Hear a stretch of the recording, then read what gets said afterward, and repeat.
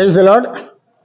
ஆசீர்வதிக்கப்பட்ட இந்த அருமையான காலை நேரத்துக்காக கர்த்தருக்கு நன்றி சொல்லுகிறேன்.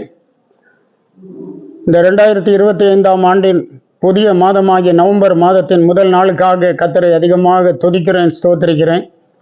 சென்ற 10 மாதங்களாக நம்மை அற்புதமாக சுமந்து வந்த ஆண்டவர் இன்னும் தொடர்ந்து நம்மை வழிநடத்துவதற்கு வல்லவராய் இருக்கிறார் என்கிறதை நினைக்கும் போது மெய்யாகவே அது நமக்கு மிகுந்த சந்தோஷத்தையும் ஆசீர்வாதத்தையும் கொடுக்கக்கூடியதாக இருக்கிறது.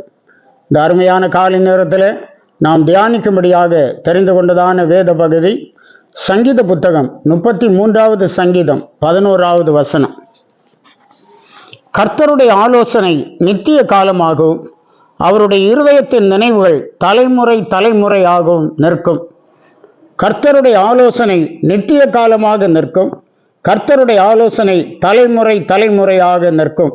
ஆம், அருமையான தேவ பிள்ளைகளே, நாம் ஒவ்வொருவரையும் குறித்து நம்முடைய தேவனாகிய கர்த்தர் நல் ஆலோசனை வைத்திருக்கிறார் என்று பார்க்கிறோம். அந்த நல்ல ஆலோசனையை நம்முடைய வாழ்க்கையிலே அவர் நிறைவேற்றுகிற தேவனாயிருக்கிறார். ஆண்டவருடைய அவர் மிகவும் பெரியவர். அவருக்கு ஒரு பெயர் இருக்கிறது. அவர் ஆலோசனை கர்த்தர். ஆலோசனை கர்த்தர் அவர்தான் என்று பார்க்கிறோம். விசேஷமான ஆலோசனைகளை தேவன் நம்முடைய அன்றாட வாழ்க்கையிலே நமக்கு தந்து சாத்தானை ஜெயிக்கும்படியாய் நம்மை பலப்படுத்தி தலைமுறை தலைமுறையாய் நம்மை பாதுகாக்கிற தேவனாய் இருக்கிறார் என்று பார்க்கிறோம். அதே வேளையிலே நம்மை குறித்து ஜாதிகளுக்கும் ஆலோசனைகள் இருக்கிறது, மற்றவர்களுக்கும் ஆலோசனை இருக்கிறது. அவர்களுடைய ஆலோசனைகள் சத்ருவுக்கு நம்மை குறித்த ஆலோசனை இருக்கிறது. அந்த ஆலோசனைகள் நம்முடைய வாழ்க்கையில நிறைவேறாதபடி ஆண்டவர் அவைகளை ஆண்டவர் அழித்து போடுகிற தேவனாயிருக்கிறார்.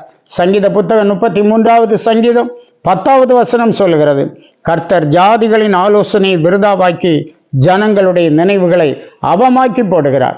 ஏன் நம்முடைய எண்ணங்களை கூட அவர் அவமாக்கி போடுகிறார். நம்முடைய வழிகளை பார்க்கலும் அவருடைய வழிகள் உயர்ந்தவைகள், நம்முடைய நினைவுகளை பார்க்கலும் ஆண்டவருடைய நினைவுகள் உயர்ந்தவைகள். அந்த உயர்ந்த வழிகளுக்கு உயர்ந்த நினைவுகளுக்கு நம்மை அழைத்து சென்று மேன்மைப்படுத்துகிறவர் நம்முடைய தேவனாகிய கர்த்தர் என்று பார்க்கிறோம். இந்த நாட்களிலும் கூட அந்த ஆண்டவருக்கு நாம் நம்மை அர்ப்பணித்து வாழ வேண்டியது மிக மிக அவசியமாயிருக்கிறது. யோபு சொல்லுகிறார் 12ஆம் அதிகாரம் 13வது வசனத்தில், அவரிடத்தில் ஞானமும் வல்லமையும் எத்தனை அதிகமாயிருக்கும், அவருக்குத்தான் ஆலோசனையும் புத்தியும் உண்டு. அருமையான தேவ பிள்ளைகளே, நம்முடைய ஆண்டவருக்கு தான் ஆலோசனை உண்டு என்று பார்க்கிறோம். அவர் எவ்வளவோ பெரியவர், அண்ட சராசரங்களை உருவாக்கினவர், அவர் மகத்துவம் உள்ளவர், அவருடைய ஞானம் ஆராய்ந்து முடியாதது என்று பார்க்கிறோம். இந்த நாட்கள்ல அவருடைய ஆலோசனைகளுக்கு நாம் கட்டுப்படுவோம். பாருங்க, ஸ்தோத்திரம். பக்தனாகிய தாவீது சொல்லும் போது அவன் மணலை பார்க்கலும் ஆண்டவருடைய ஆலோசனைகள் அதிகம் என்கிறத நம்ம பார்க்கிறோம். அந்த அளவுக்கு தன்னுடைய வாழ்க்கையிலே அவன் ஏராளமான யுத்தங்களை சந்தித்தவன், ஆனால் ஒன்றிலும் அவன் தோல்வி உறாதவன். காரணம் என்ன? அவன் தேவனிடத்தில் ஆலோசனை பெற்று ஒவ்வொரு யுத்தங்களையும் நடத்தினான். ஆண்டவரே, அந்த பெலிஸ்தருடைய தண்டை நான் பின்தொடரலாமா?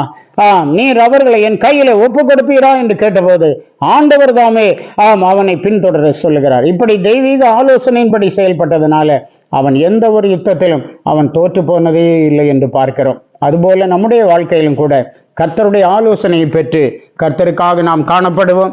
சங்கீத புத்தகம் 16:7வது வசனத்தில் இவ்விதமாக வாசிக்கிறோம், எனக்கு ஆலோசனை தந்த கர்த்தரை துதிப்பேன், ராக்காலங்களிலும் என் உள்ளிந்திரியங்கள் என்னை உணர்த்தும். தேவன் எனக்கு தந்த ஆலோசனைகளை ராக்காலத்தில் என் உள்ளிந்திரியங்கள் என்னை உணர்த்தும் என்று சொல்லுகிறார். அன்றாட வாழ்க்கையிலே ஆலோசனைகளை தந்து அற்புதமாய் நடத்துகிற தேவன் இந்த புதிய மாதத்திலும் உங்களுக்கு நல்ல ஆலோசனைகளை தந்து உங்களுக்கு விரோதமான எல்லா இக்கட்டுகளிலிருந்து உங்களை விலக்கி விடுவிப்பதற்கு அவர் வல்லவராயிருக்கிறார். உங்களோடு இருப்பார், இன்னும் தாங்குவார், இன்னும் தப்பு வைப்பார், இன்னும் வழி நடத்துவார். இந்த தேவன் நமக்கு போதுமானவராயிருக்கிறார். அவரையே பற்றி பிடித்துக் கொள்வோம். அவர் நம்மை வழி நடத்துவாராக. ஜெபிப்போம்.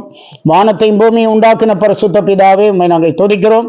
மிகவும் ஆசீர்வதிக்கப்பட்ட அருமையான இந்த நல்ல காலை நேரத்துக்காக நன்றி சொல்லுகிறோம். இந்த நவம்பர் மாதத்தின் முதல் நாளுக்காக நன்றியோடு கர்த்தரை நாங்கள் துதிக்கிறோம், ஸ்தோத்திரிக்கிறோம். ஆண்டவரே, இந்த மாதம் முழுவதும் ஒவ்வொரு நாள் நம்முடைய பிள்ளைகளுடைய வாழ்க்கையில விசேஷமாய் காணப்பட, விசேஷித்த ஆசீர்வாதங்களுக்கு இவர்கள் பங்குள்ளவர்களாய் காணப்பட பரிசுத்த ஆவியானவர் கிருபை தார். தேவ மகிமையால் நிரப்பும்.